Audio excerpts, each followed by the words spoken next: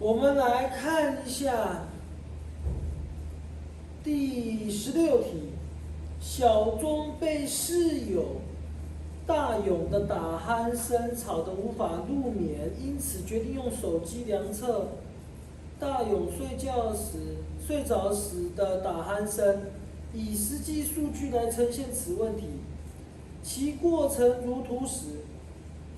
它的图使呢？你知道你的打鼾声音量很大吗？音量，它音量它就是什么呢？音量它就是看振幅嘛。音量就是看振幅啊。那它的单位是什么呢？就是多少分贝嘛 ，dB。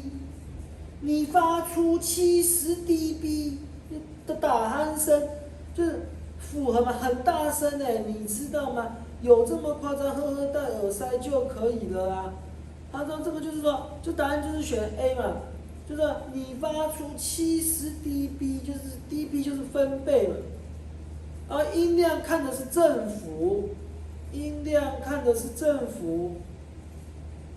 好，那 B 的话，250赫兹，赫兹的音调看频率，音调看频率，就是每秒几次叫赫兹嘛，它是每秒几次嘛。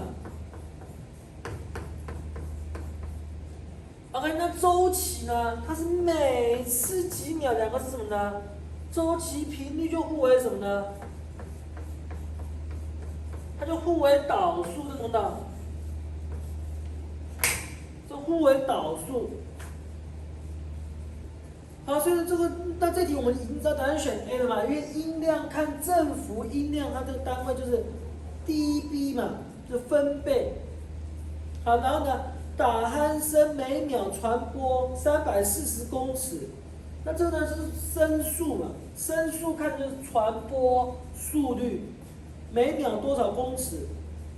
那这个 D 的话，一次只要0.004秒，那这个是周期。对，一次几秒，这个是周期。